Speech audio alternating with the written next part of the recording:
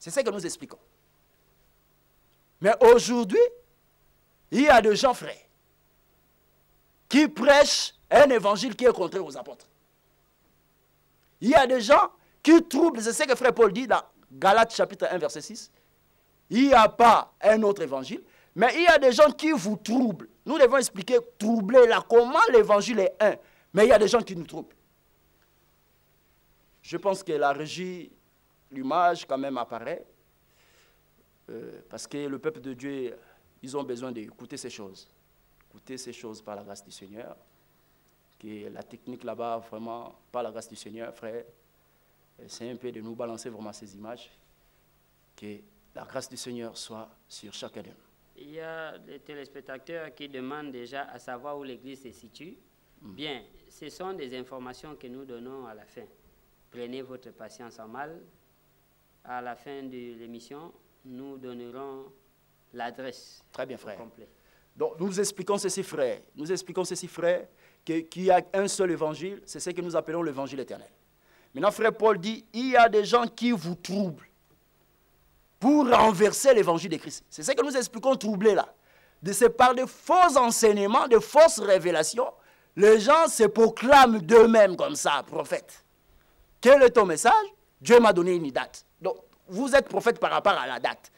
Donc, les choses, quand on vous pose la question, explique-moi le silence de 30 minutes quand l'ange, quand il y a eu l'ouverture du 7e sceau. Vous voyez, la personne te dit, moi, je ne connais pas ces choses, frère. Mais vous êtes prophète comment? Parce qu'un prophète, c'est un voyant. Voir aujourd'hui, ce n'est pas seulement voir les myomes. Non. C'est voir dans les Écritures, parce que c'est là où Dieu se cache. Mais aujourd'hui, nous avons les prophètes à la télé. Lui, il voit qu'il y a des myomes, il voit qu'il y a des problèmes des gens. Mais quand il lit la parole, il ne voit rien. Vous l'expliquez, mais silence de 30 minutes, il dit, frère, je ne connais pas ces choses. Moi, le message que Dieu m'a donné, c'est gagner les âmes par la délivrance, délivrer les gens. Donc, il ne comprend pas même la délivrance, c'est quoi? C'est ce que nous disons. Ça, ce n'est pas l'évangile éternel. Ça, c'est troubler les gens. Vous voyez, il y a des gens qui s'élèvent, mais quel est ton message?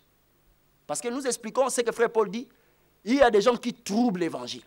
Quel est ton message? La personne dit que Dieu m'a envoyé pour dire aux gens de sortir au bâtiment. Mais il ne comprend pas même les bâtiments, c'est quoi? Parce que les apôtres ont enseigné dans des bâtiments. Moi, je veux un débat sur ça. Fini à la télé la blague. C'est que les gens disent ça. Oh, vous les gens des bâtiments. Les bâtiments, c'est quoi? Donc, vous voyez quelqu'un, il n'a pas un message dans la Bible. Il veut se camponner. Oh, vous les gens des bâtiments, sortez. Bâtiment, c'est quoi? Parce que les apôtres ont enseigné dans les bâtiments. Une maison, c'est un bâtiment d'habitation. Vous parlez bâtiment, c'est quoi? Donc, vous voyez quelqu'un comme ça, il n'a pas un message, mais il veut vraiment se cacher derrière l'arbre. Pour dire que Dieu aussi m'a apporté un message. Mais dans le livre d'Apocalypse, Dieu n'a pas demandé aux gens de sortir dans des bâtiments. Non. Il a dit, sortez au milieu d'elle. Voilà, frère. Elle, là, c'est la grande Babylone. C'est le système religieux, frère. C'est une fausse adoration. Donc, notre évangile avertit les gens de sortir au milieu d'elle. Au milieu d'une fausse adoration. C'est ça l'évangile éternel.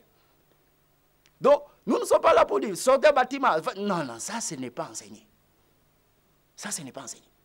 Donc, l'évangile éternel, c'est ce que Jésus a dit dans Matthieu chapitre 24, verset 3 à 14, que cette bonne nouvelle du royaume sera prêchée jusqu'aux extrémités de la terre. C'est ce que nous expliquons. Donc, c'est l'évangile que les apôtres ont prêché, en commençant par Jérusalem. C'est cet évangile que nous devons garder, frère. Voilà ce que Paul dit dans 1 Corinthiens chapitre 15, verset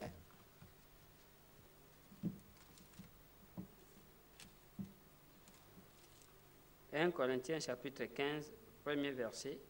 Je vous rappelle, frères, l'évangile que je vous ai annoncé, que vous avez reçu, dans lequel vous avez persévéré, et par lequel vous êtes sauvés, si vous le retenez tel que je vous l'ai annoncé, autrement vous auriez cru en vain. Voilà, frère. Frère Paul exhorte le frère ici. Il dit, cet évangile que vous avez reçu et que vous êtes sauvés, si vous le retenez, il y a une condition, frère. Si vous le retenez tel que cela a été annoncé. C'est-à-dire, nous sommes appelés, nous qui avons reçu cet évangile, frère, de garder cela à la manière dont les apôtres ont prêché. De ne pas modifier, frère, de ne pas toucher. Parce que, frère Paul, l'Écriture dit, ce qu'on a pris la fois dernière de Deutéronome chapitre 27, verset 17, maudit soit celui qui déplace la borne de son prochain. Donc, nous avons expliqué que la borne du prochain, c'est ça l'enseignement apostolique. Si vous touchez à ça, frère, vous êtes maudit. Vous êtes privé de la grâce. Vous êtes privé de la grâce. Si Paul dit que dans ces derniers temps, il n'y a qu'un seul prophète qui est Jésus, vous vous élevez quelque part, vous dites non, non, non, ce n'est plus Jésus, c'est moi. Nous comprenons que tu touches à la borne ancienne. C'est pour cela que Paul dit, vous serez néanmoins sauvés si vous retenez ces choses telles que cela a été annoncé. Donc nous sommes appelés à veiller sur la doctrine, frère. C'est ce que nous disons l'évangile éternel. Donc l'évangile éternel n'est pas un autre évangile qui sort comme ça. Nous avons expliqué que c'est un évangile que l'ange qui vole au milieu du ciel et c'est lui qui l'annonce. C'est ce que nous avons dit aujourd'hui, frère. Parce qu'il y a des gens qui disent que s'il y a encore un homme qui doit annoncer la lumière vers les nations. Nous disons non. Par rapport à quoi? Par rapport à une écriture, frère. Acte chapitre 26, verset 23.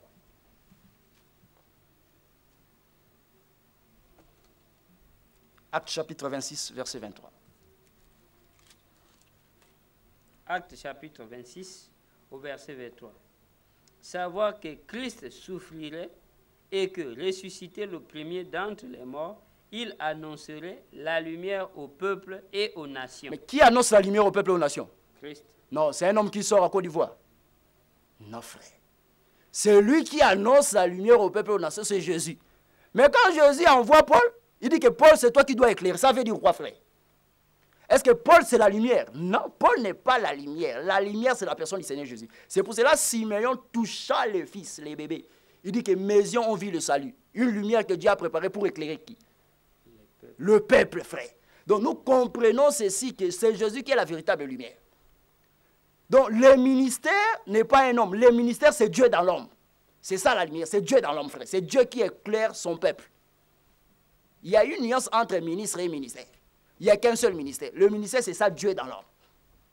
C'est ça les services, frère. Pour sauver les habitants de la terre.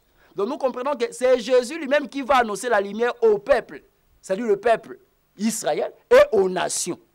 C'est ce que nous disons l'évangile éternel. Ce n'est pas un homme qui doit annoncer. Non. Dieu utilise les hommes comme les vases, comme les corps, pour véhiculer les messages.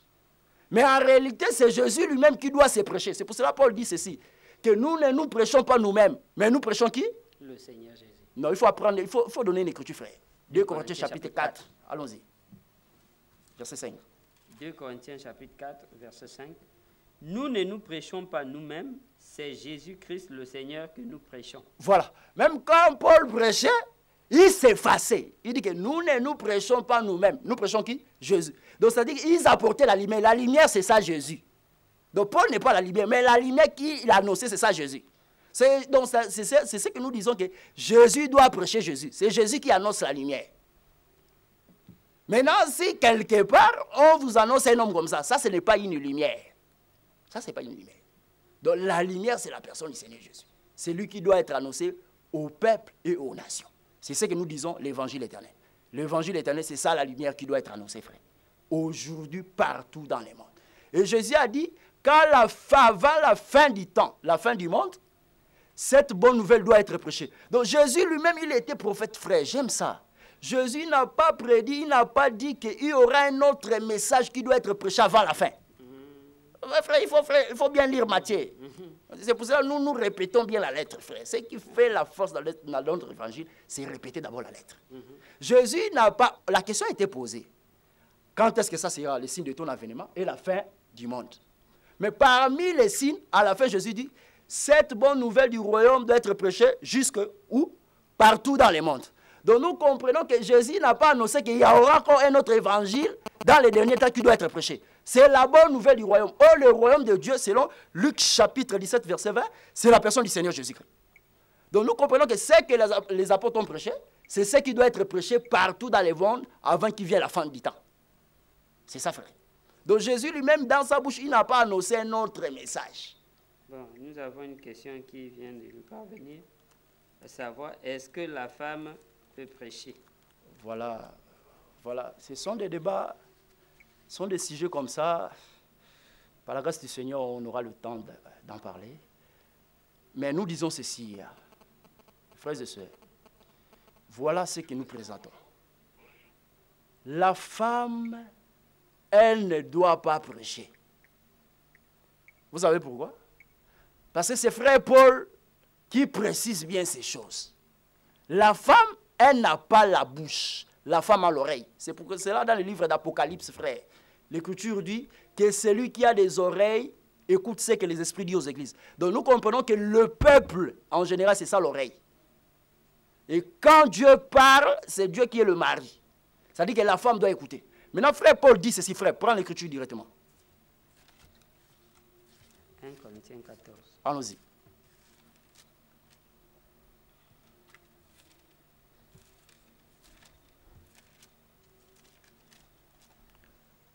Allons-y vite. Verset 34. Oui. Que les femmes se taisent dans les assemblées, car il ne leur est pas permis d'y parler, mais qu'elles soient soumises selon ce que dit aussi la loi. Oui. Si elles veulent s'instruire sur quelque chose, qu'elles interrogent leur mari à la maison. Très bien, frère. Prends ici. Prends le verset 34. Que les femmes se taisent dans les assemblées, car il ne leur est pas permis d'y parler, mais qu'elles soient soumises selon ce que dit aussi la loi. Très bien. Frère Paul dit que les femmes se taisent dans les assemblées, frère. Dieu n'a pas donné la femme la place de parler dans les assemblées des saints.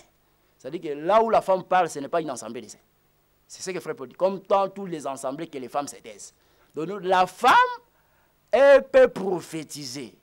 Don du Saint-Esprit. Elle a reçu les dons. Elle peut prophétiser. Mais enseigner, la femme ne peut pas enseigner. La femme ne peut pas enseigner. Donc ce sont des choses que nous ne pouvons pas retarder sur ça. Si quelqu'un il a une écriture, il veut nous montrer que la femme peut enseigner, il nous apporte ça. Mais noir sur blanc, nous avons plusieurs écritures qui témoignent que la femme ne peut pas enseigner. Elle n'a pas la bouche, elle a l'oreille, frère.